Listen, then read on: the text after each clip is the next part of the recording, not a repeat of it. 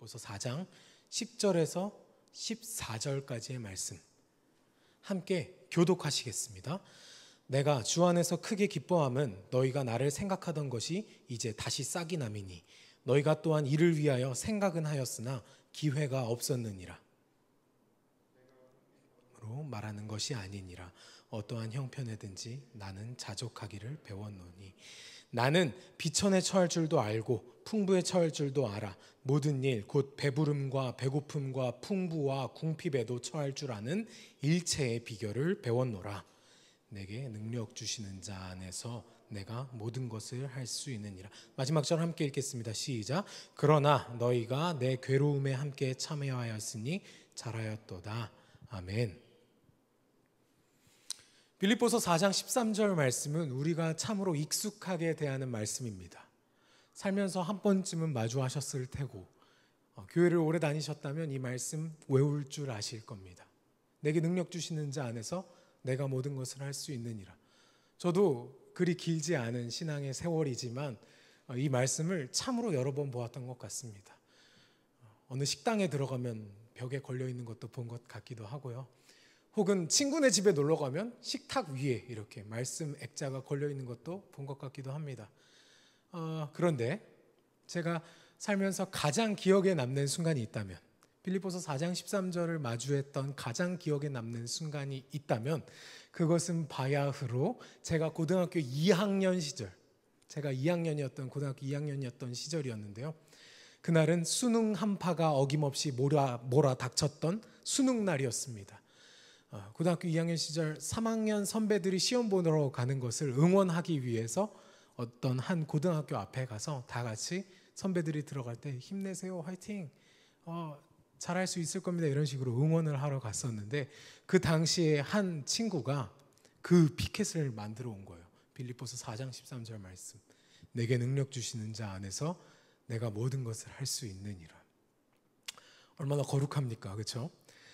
수능 보러 들어가는데 그런 요즘 유행하는 수능 문구 중에 그런 거 있습니다. 모르면 4번, 헷갈리면 5번 찍어라. 이런 것보다는 훨씬 더 거룩하고 의미도 있고 힘이 날 것 같지 않습니까? 제가 다녔던 고등학교가 기독교 고등학교인지라 이런 말씀으로 선배들을 응원할 수 있다는 게 한편으론 자랑스럽기도 하면서 참 그래, 우리 선배들이 이 말씀 보면서 힘낼 수 있겠다, 그런 생각을 했었습니다. 물론 제가 고등학교 3학년 때 수능 보러 갈 때 빌립보서 4장 13절 말씀 잘 기억도 나지 않았었습니다. 여러분, 빌립보서 4장 13절 말씀이 여러분에게 어떤 의미인가요? 여러분도 이 말씀을 참으로 많이 대하셨을 텐데 빌립보서 4장 13절, 내게 능력 주시는 자 안에서 내가 모든 것을 할 수 있느니라 라는 이 말씀이 여러분에게 어떤 의미로 다가오십니까? 저는 이 말씀을 대할 때마다 한 유명한 스포츠 의류 회사의 문구가, 광고 문구가 떠오릅니다. Nothing is impossible. 발음이 괜찮았나요? Nothing is impossible. 불가능은 없다. 모든 것이 가능하다. 이런 의미를 가지고 스포츠 의류 광고에서 상당히 자주 사용하는 문구이기도 합니다. 심지어 이 Nothing is impossible이라는 제목을 가진 찬양도 있습니다. 요즘 좀 젊은 청년들이 부르는 찬양이긴 하지만 모든 것을 할 수 있다, 불가능은 없다. 한국어 가사로는 불가능 가능케 돼라는 가사로 번역이 돼가지고 불가능 가능케 돼 하면서 하는 찬양이 있는데요. 그렇습니다. 우리가 빌립보서 4장 13절 말씀을 듣게 되면, 마주하게 되면 그런 이미지를 갖게 됩니다. 모든 것이 가능하고 모든 것이 할 수 있고, 하나님이 허락하셨는데 안 되는 건 없고, 하나님이 함께 하신다면 불가능한 게 없다. 그런 의미로서 우리가 쉽게 받아들입니다. 여러분, 이것이 가짜입니까? 사실이죠. 하나님은 광야의 길을 만드시는 분이고 사막의 강을 만드시는 분이십니다. 할렐루야? 아멘. 예, 그렇습니다. 하나님 기적을 일으키시는 하나님이십니다. 우리 예수님께서 안진뱅이를 일으키시고 시각장애인이 앞을 보게 하셨던 그 역사를 기억해 보십시오. 능력 주시는 자 안에서 모든 것이 가능합니다. 하나님께서 함께 하시면 모든 것이 가능합니다. 이런 말이 얼마나 우리에게 격려가 됩니까? 응원이 됩니까? 정말 우리도 다 할 수 있을 것만 같은 그런 힘을 나게 하는 말씀입니다. 제가 어렸을 때 찬양했던 찬양곡 중에 여러분들 아실지 모르겠는데 이런 곡이 있었습니다. 제가 한번 불러보겠습니다. 겨자씨만한 믿음만 있다면 이 산을 들어 저리로 옮기고, 이 찬양을 아신다면 아주 좀 괜찮은 주일학교를 나오신 분이실 것 같은데요. 그렇습니다. 우리가 겨자씨만한 믿음만 있다면 이 산을 들어 저기로 옮길 거라고 예수님께서 말씀하셨습니다. 너에게 그 겨자씨만한 믿음이 없다. 이 말씀을 대하니까 정말 그런 것 같습니다. 내게 능력 주시는 자 안에서 내가 모든 것을 할 수 있느니라, 못하는 게 없느니라, 불가능한 것이 없느니라, 그런 말씀으로 다가옵니다. 우리 마음속에 아멘, 아멘, 그렇습니다. 주님, 나와 함께 해주시면, 나와 함께 하시면 내게 능력 주시는 자 안에서, 하나님 안에서, 예수님 안에서 난 모든 걸 할 수 있습니다 라고 말하고 싶은데, 정말 우리 삶에 불가능이 없습니까? 우리는 분명히 내게 능력 주시는 자 안에 있는 것 같은데, 하나님 안에 거하고 예수님 안에 거하고 있는 것 같은데, 우린 정말 불가능한 상황 다 극복하며 살아가고 있습니까? 우리가 일상 가운데서 마주치는 답답한 그러한 상황들은 어떻게 해석해야 할까요? 내가 아직 내게 능력 주시는 자 안에 덜 들어간 겁니까? 아니면 하나님이 그 순간만큼은 나를 내버려 두신 겁니까? 그 불가능이 그냥 불가능하도록 내버려 두신 겁니까? 사랑하는 성도 여러분, 성경을 읽을 때 한 구절 한 구절이 참 은혜가 되지만 무엇보다 성경 말씀을 읽을 때 정말 중요한 게 바로 문맥입니다. 문맥. 이러한 측면에서 우리가 요즘 하고 있는 시동통독 100일 함께하고 계신지요? 맥락을 따라서 한 번의 성경을 10장씩, 11장씩, 때로는 9장, 6장씩 이렇게 읽어나가는 것이 참으로 유익합니다. 왜냐하면 한 구덩이, 한 절만 떼어놓고 보면은 우리가 그 말씀에 대한 참된 의미를 오해하기 쉽기 때문입니다. 그래서 오늘 우리가 이 빌립보서 4장 13절 말씀의 참된 의미를 좀 알아갔으면 좋겠는데, 빌립보서 전체를 읽으면 가장 좋고, 성경 전체를 읽으면 최고로 좋겠지만, 빌립보서 전체를 읽으면 정말 좋겠고, 빌립보서 4장만 다 읽어도 정말 좋겠지만, 오늘은 시간 관계상 빌립보서 4장 10절에서 14절 말씀을 우리가 아주 주의 깊게 들여다보았으면 좋겠습니다. 다 같이 빌립보서 4장 10절 말씀을 다시 한번 읽겠습니다. 시작. 내가 주 안에서 크게 기뻐함은 너희가 나를 생각하던 것이 이제 다시 싹이 남이니 너희가 또한 이를 위하여 생각은 하였으나 기회가 없었느니라. 아멘. 빌립보 교회 교인들은 바울을 돕고 있었습니다. 바울이 빌립보 교회를 세워놓고서 이곳저곳 옮겨다니면서 또 다른 곳에 가서 복음을 전파하고 교회를 세웠지요.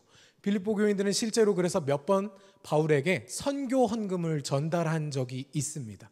그런데 어떠한 계기인지는 모르겠지만, 어떠한 이유인지는 모르겠지만, 아마도 추측하건대 그 당시에 뭐 소통이나 교제가 수월하지 않았던 아주 옛날이지 않습니까? 카톡이 있었겠습니까? 아니면 이메일이 있었겠습니까?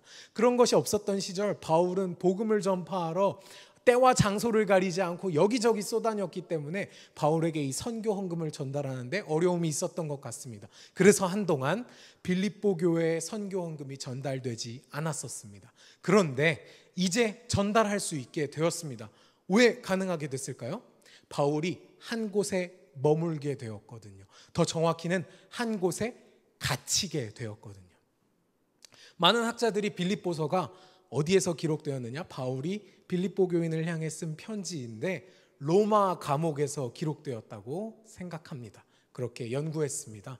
로마 감옥에 갇히게 되자, 가택연금에 처하게 되자 이제 바울은 더 이상 다른 곳으로 이동하는데 제한이 생겼고, 빌립보 교회 교인들은 바울이 로마에 있는 감옥에 갇히게 되었다는 이야기를 듣고, 그래 지금까지 전달하지 못했던 선교 헌금을 이제라도 전달하자 하는 마음으로 전달한 것 같습니다.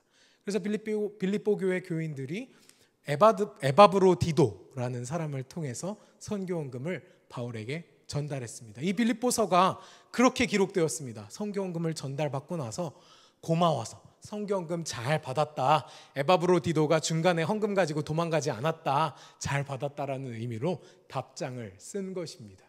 그런데 선교헌금을 전달받았다면 기쁨으로 가득 차서 너무 고맙다, 아유 이렇게 큰 돈을 보내줬냐, 혹은 그렇게 큰 돈은 아닐지라도 너희들의 마음이 너무너무 귀하다 라면서 감사의 마음을 표현한 것만으로도 참 아름다울 것 같은데 바울의 말투가 묘합니다. 빌립보서 4장 10절에서 13절까지 드러나는 바울의 감사 메시지. 헌금 전해줘서 너무 고맙다.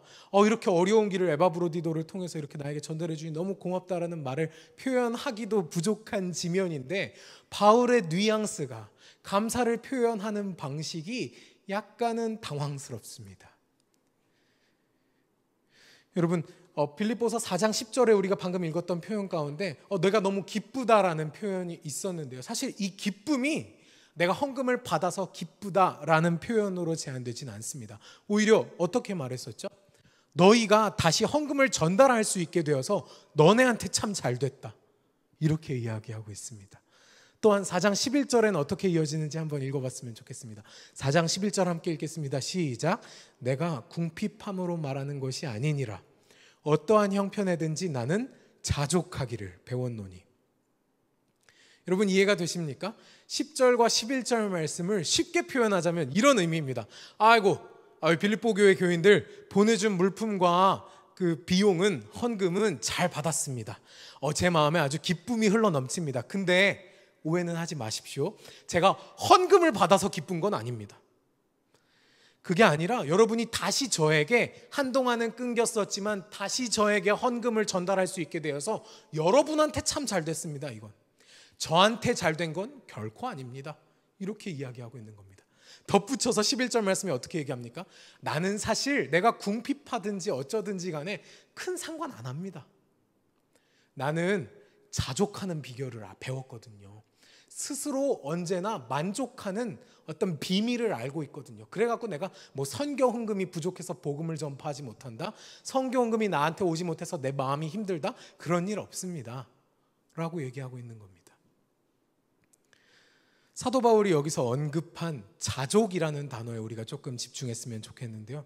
약간 어려운 부분으로 접근합니다. 우리가 자족이란 단어는 헬라어로 아우타르케스라는 단어를 쓰고 있습니다. 아우타르케스.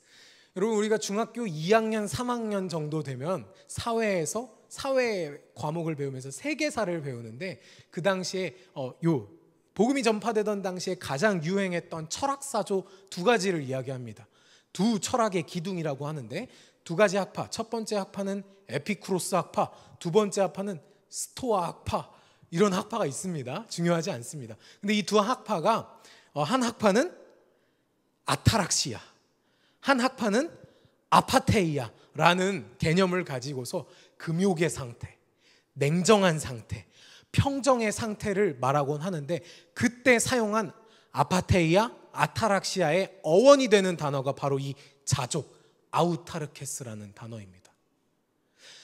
사도 바울이 빌립보서 4장 말씀을 쓰면서 이 자족, 아우타르케스라는 단어를 사용했을 때 빌립보 교인들은, 이 헬라 문화에 아주 익숙했던 빌립보 교인들은 에피쿠로스 학파와 스토아 학파가 얘기하는 그 냉정한 개념, 금욕의 상태의 개념, 평정의 상태를 유지하는 그 자족의 개념을 한 번에 떠올렸을 겁니다. 아주 익숙한 개념이었던 거죠. 이 자족이라는 단어가요. 되게 어려운 접근이 되고 있는 것 같은데요. 쉽게 말하자면 당시의 자족은 욕심을 줄임으로 맞이한 행복한 상태를 의미합니다. 욕심을 줄임으로 맞이한 행복한 상태. 그러니까 지금 사도 바울이 저는 자족의 비밀을 압니다. 나는 욕심이 없어요. 나는 물질에 욕심이 없어요. 여러분들이 나한테 선교헌금 전달해 준 거 고맙긴 한데 사실 나는 이거 많아진다고 적어진다고 사실 크게 신경 안 씁니다. 이렇게 얘기하고 있는 겁니다. 사도 바울의 이러한 발언이 자칫 재수없게 들릴 수가 있습니다. 바울은 말하는 버릇이 왜 저렇냐? 이렇게 느껴지지 않겠습니까? 여러분이 만일 누군가에게 호의를 베풀었을 때 상대방이 이런 식으로 대답한다면 어떻겠습니까? 내가 어떤 사람이 너무 힘든 상황이기 때문에 이 사람을 도와야겠다 하는 너그러운 마음으로 이 사람에게 작은 선물과 혹은 작은 후원을, 비용을 지불했다고 합시다. 전달했다고 합시다. 근데 상대방이 이렇게 말하는 거죠. 이런 걸 다, 이런 거 안 주셔도 돼요. 이런 걸 다. 이런 거는 평소 우리가 듣는 감사의 표현이죠. 그런데 더해서 이렇게 얘기하는 거죠. 덧붙여서 이런 걸 다, 이런 거 안 주셔도 돼요. 저는 하나님이 항상 함께 하시거든요. 이거 없어도 하나님이 나를 지켜주신답니다. 공중나는 새를 보라. 농사짓지 않잖아요. 들에 핀 백합화를 보세요. 옷을 입으려고 노력하지 않잖아요. 하지만 하나님께서 다 먹이시고 입히시무건을 하물며 너희일까 보냐, 그렇게 말씀하셨어요. 예수님이. 저는요 이런 물품 필요 없어요. 과연 누군가가 여러분에게 이렇게 감사의 표현을 한다면 여러분의 기분은 좋으시겠습니까? 여러분은 그렇게 표현하는 상대방을 보면서 이 사람 정말 신앙 괜찮네, 믿음이 참 뛰어난 사람이네, 이렇게 생각하시겠습니까? 안 그렇겠죠. 다시 줘. 너 말고 차라리 내가 버려, 이러지 않겠습니까? 바울의 말투가, 바울의 표현 방식이 조금 낯설게 느껴집니다. 어색합니다. 이 뉘앙스가 정말 좀 버릇없게 느껴집니다. 그런데 바울의 진짜 의도, 진정한 의도는 그런 버릇없는 표현이 아니었습니다. 언제나 냉정한 상태를 유지하고 논리적인 이야기를 하기 좋아했던 바울은 이 말씀을 통해서, 이 감사의 표현을 통해서, 내가 헌금 잘 받았다고 빌립보 교인들에게 전달하는 이 상황을 통해서도 한 가지 교훈을 전달하고 싶었습니다. 그 교훈의 말씀이 이어지는 말씀 12절 말씀에 기록되어 있습니다. 바울은 이 모든 것들이 배운 것들이라고 말합니다. 12절 말씀 다 함께 읽겠습니다. 시작. 나는 비천에 처할 줄도 알고 풍부에 처할 줄도 알아. 모든 일 곧 배부름과 배고픔과 풍부와 궁핍에도 처할 줄 아는 일체의 비결을 배웠노라. 사도 바울은 지금 내가 모든 이 비결들을 배웠다고 말하고 있습니다. 당시 헬라 철학이 말했던 자족, 아까 에피쿠로스 학파와 스토아 학파가 말했던 자족은 어떤 개념이냐면, 여러분 스스로 깨달아 보십시오. 욕심을 줄여야 여러분에게 행복이 찾아오지 않겠습니까? 욕심을 줄이십시오. 일종의 불교에서 말하는 무소유 개념이죠. 욕심을 줄이고 여러분이 갖고 싶은 것 조금 내려놓고 그런 마음들을 포기하면 여러분에게 행복이 찾아옵니다 라는 개념이 에피쿠로스 학파와 스토아 학파가 얘기했던 자족의 개념이었고, 그런 것들은 여러분이 스스로 깨달아 알아야 합니다, 스스로 체험해야 합니다 라고 말한 반면에, 사도 바울은 내가 살다 보니까 깨달았는데 내가 욕심을 줄여야 되더라 라는 의미로 자족을 이야기한 것이 아니라 배웠노라. 내가 배웠습니다. 다시 말해서 누군가 나한테 가르쳐 줬습니다 라고 이야기합니다. 그러면서 동시에 빌립보 교인들에게 가르쳐주고 있습니다. 사도 바울은 과연 이 자족의 비결을 누구에게 배웠을까요? 누가 사도 바울에게 이 자족의 비결을 가르쳤습니까? 바로 4장 13절의 그분입니다. 4장 13절 여러분이 외우시는 그 말씀 함께 읽겠습니다. 시작. 내게 능력 주시는 자 안에서 내가 모든 것을 할 수 있습니다. 할 수 있느니라. 다시 말해 이것입니다. 나는 나에게 능력 주시는 그분 안에서, 능력 주시는 그분을 통해서 자족할 수 있습니다. 내가 살다 보니까 욕심을 줄이는 게 행복의 비결이더라고요. 그게 아니라 내가 예수님을 통해 알게 된 바, 나는 자족하는 삶을 살 수 있습니다.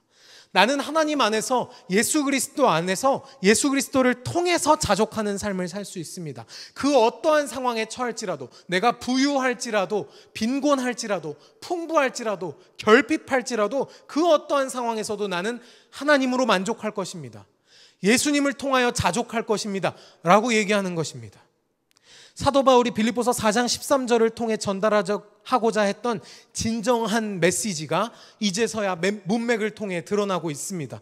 무엇입니까? 빌립보서 4장 13절 말씀은 뭘 그렇게 겁을 먹고 있냐? 하나님이 함께 하시면 다 할 수 있어. 모든 것이 가능하게 돼. 불가능은 없다. 이런 말씀이 아닙니다. 우리를 격려하거나 우리를 응원하는 말씀이 전혀 아닙니다.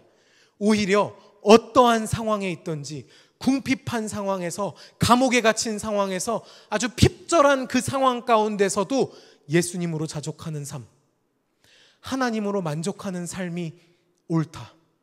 그렇게 살아가야 한다. 그리스도인은 그렇게 살아가야 한다 라고 이야기하고 있는 것입니다. 바울이 빌립보 교회 교인들에게 전달하고자 했던 메시지, 바로 이것입니다. 하나님으로 만족하는 삶, 예수님으로 자족하는 삶.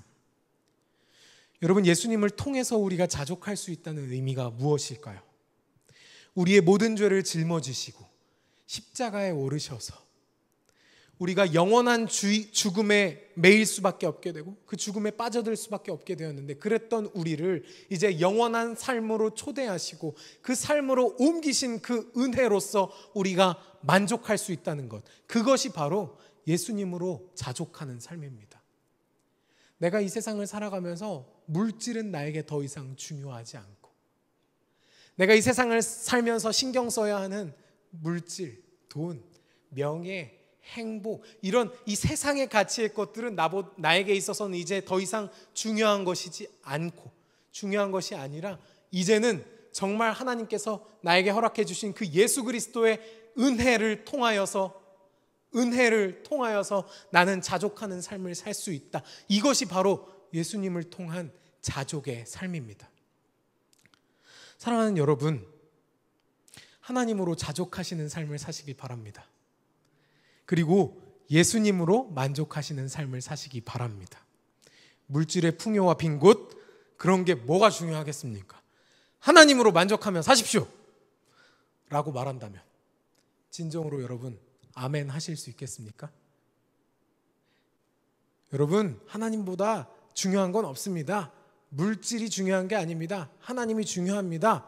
우리가 물론 아멘 합니다. 그리고 그거 압니다. 그거 알죠. 하나님보다 물질이 중요하지 않다는 거 그리스도인들 다 잘 알고 있습니다. 그런데 여러분, 정말 그러면 물질, 이 세상의 돈과 명예 아예 없는 것으로 치고 사실 수 있습니까? 저에게 묻는다면 전 그렇게 못할 것 같습니다. 정직하게 말씀드리면 어려울 것 같습니다. 올해 초부터 저는 시흥에서 독립을 하게 되었습니다. 원래는 제가 부모님과 함께 수원에 살고 있었는데 이제 시흥으로 와서 혼자 살게 되었죠. 근데 혼자 살게 되면서 여러 가지를 깨달았지만 정말 아주 절실히 깨달은 게 있다면 바로 이 물질의 중요성입니다. 물질의 무거움이라고 표현하는 게 더 나을지도 모르겠습니다. 인터넷 배달을 해서 먹는 생수 있죠, 물. 그게 훨씬 편하고 좋잖아요. 근데 인터넷으로 배달하면 이게 6,000원이라는 거예요. 배달비 3,000원 포함해서. 너무 아깝습니다.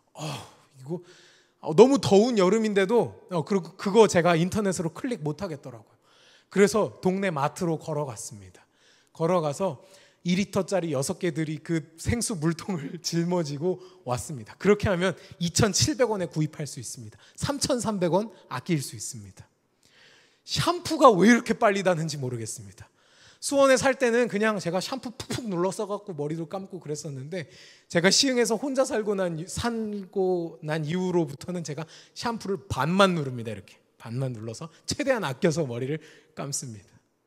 샴푸는 왜 이렇게 비싼지, 또 치약은 왜 이렇게 빨리 다는지, 치약 산 지 얼마 안 된 것 같은데 금방 다 달았어요. 그래갖고 지난주 주일날 치약이 다 다른 걸 제가 머릿속에 기억하고 주일 예배 마치자마자 수원에 가가지고 부모님한테 말씀드렸어요. 엄마, 치약 있어요? 저 시흥에 치약 좀 가져가려고요. 그랬더니 사서 써 그러십니다. 그래서 사서 썼습니다. 치약 그거 저기 다이땡 있잖아요. 거기 가니까 1,000원이에요. 1,000원. 1,000원인데 왜 그렇게 괜히 돈 쓰는 게 아깝던지. 여러분, 물질 무섭더라고요. 물질 무섭습니다. 저보다 훨씬 더 사회 경험도 많으시고 사회에서 온갖 일들을 경험하신 여러분들께서는 물질이 얼마나 무섭고 무거운 것인지 더 잘 아실까 싶습니다. 여러분, 사람이 1,000원 앞에서 야박해지고요, 10,000원 앞에서 비굴해지고요, 10만 원 앞에서 잔인해집니다. 제가 경험한 바 그렇습니다. 제가 그 이상의 단위들은 만져본 적이 없어갖고 모르겠지만 그렇습니다. 1,000원 앞에서, 10,000원 앞에서, 10만 원 앞에서 사람이 참 이상해집니다. 사랑하는 여러분, 우리가 과연 사도 바울이 말한 것처럼 물질 따위는 중요하지 않고 하나님만으로 자족하고 예수님만으로 행복한 삶 살아갈 수 있을까요? 여러분, 자족하시겠습니까? 스스로 만족하시겠습니까? 예수님을 통하여서 여러분 정말로 자족한 삶 살아가실 수 있겠습니까? 저는 그렇게 못할 것 같습니다. 주님 한 분만으로 나는 만족해. 찬양하면서 고백은 하지요. 멜로디가 신나잖아요. 박수치며 찬양하면 나도 모르게 따라 부릅니다. 그런데 그 고백의 무게가 얼마나 무겁습니까? 주님 한 분만으로 나는 만족해. 주님 한 분 빼고는 다른 것들은 나를 만족하게 할 수 없어. 여러분 정말 그렇습니까? 이 세상에 우리를 만족하게 해주는 것들 얼마나 많습니까? 그렇게 여러분 주님 한 분만으로 자족하고 하나님만으로 만족하느라고 그렇게 말을 하는 이 사도 바울의 커다란 명령과 교훈 앞에 우리 마음이 쪼그라들고 우리의 마음이 조금 힘들어지던 차에 오늘 말씀의 마지막이었던 빌립보서 4장 14절 말씀이 우리에게 큰 위로로 다가옵니다. 4장 14절 말씀 다 함께 읽겠습니다. 시작. 그러나 너희가 내 괴로움에 함께 참여하였으니 잘하였도다. 한 번 더 읽겠습니다. 시작. 그러나 너희가 내 괴로움에 함께 참여하였으니 잘하였도다. 여러분 이 말씀이 기록된 헬라어 성경 원문의 뜻을 그대로 살려서 번역하자면 이렇습니다. 하지만 여러분이 내 괴로움 가운데 함께 해주셔서 정말 좋습니다. 고맙습니다. 사도 바울이 빌립보 교회에게 전달하고 싶었던 고마운 마음 여기에 담겨 있었습니다. 4장 14절 말씀에 내 괴로움에 함께 해줘서 고맙다고. 사도 바울은 나 이런 거 전혀 필요 없어. 나는 물질과 이 세상의 행복의 기준 이런 거 나한테 중요하지 않아 라고 되게 당당하게 말했던 것 같은데 4장 14절에 가서는 되게 인간적인 면모를 드러내면서 이렇게 얘기하는 겁니다. 그러나 내 괴로움에 함께 해줘서 너무 고맙다. 내 괴로움에 함께 해줘서 정말 내 마음이 좋다. 사도 바울은 참으로 괴로웠던 것 같습니다. 로마에 갇혀서 더 이상 움직일 수 없었던 것에 대해서 너무나도 힘들었던 것 같습니다.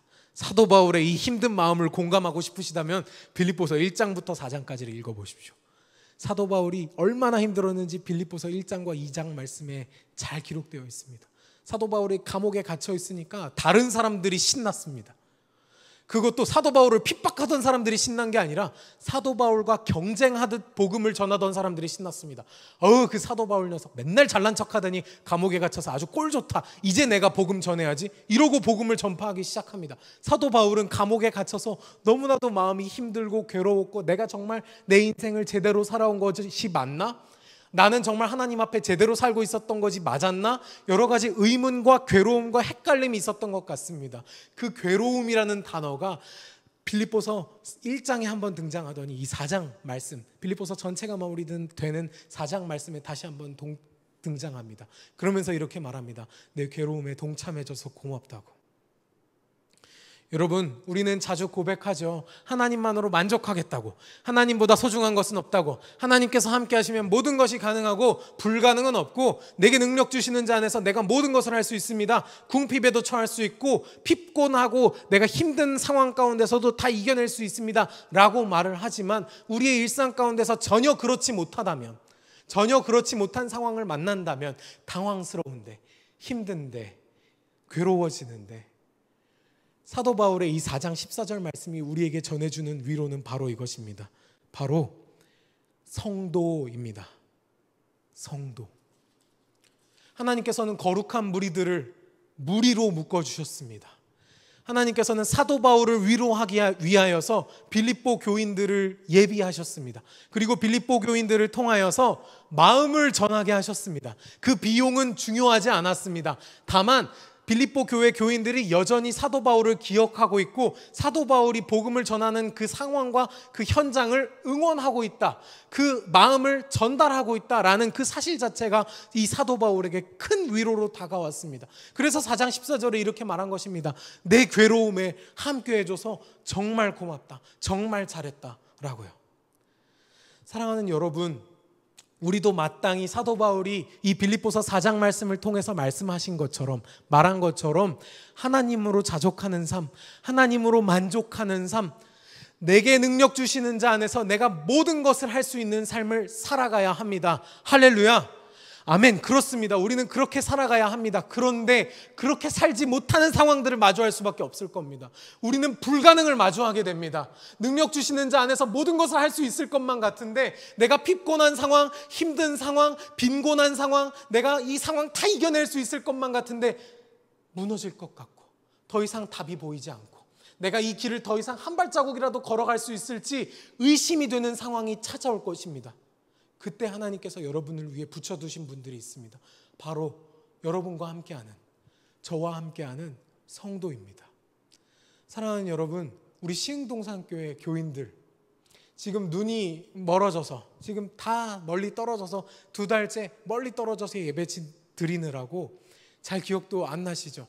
셀 모임 이렇게 온라인으로 하고 있지만 아무래도 직접 얼굴 마주 보면서 마스크 끼고 있지만 표정 봐가면서 눈웃음이 어떤지, 목소리의 톤이 어떤지 내 귀에 직접 닿으면서 듣던 때가 그립지 않으십니까?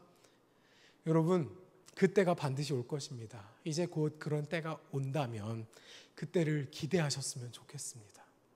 온라인 상황이 여러분에게 편하게 느껴지실 수도 있겠습니다.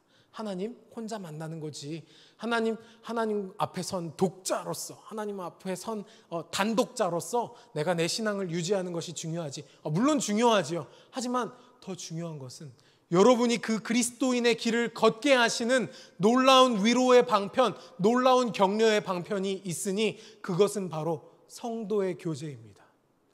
사랑하는 여러분, 빌립보서 4장 말씀을 통해서 사도 바울이 전하고자 했던 진의는 이것입니다. 하나님으로 만족하십시오. 예수 그리스도로 자족하는 삶을 살아가십시오. 하지만 그게 호락호락하지 않을 것입니다. 그것은 괴로운 길입니다. 그렇기 때문에 성도 간에 교제하십시오.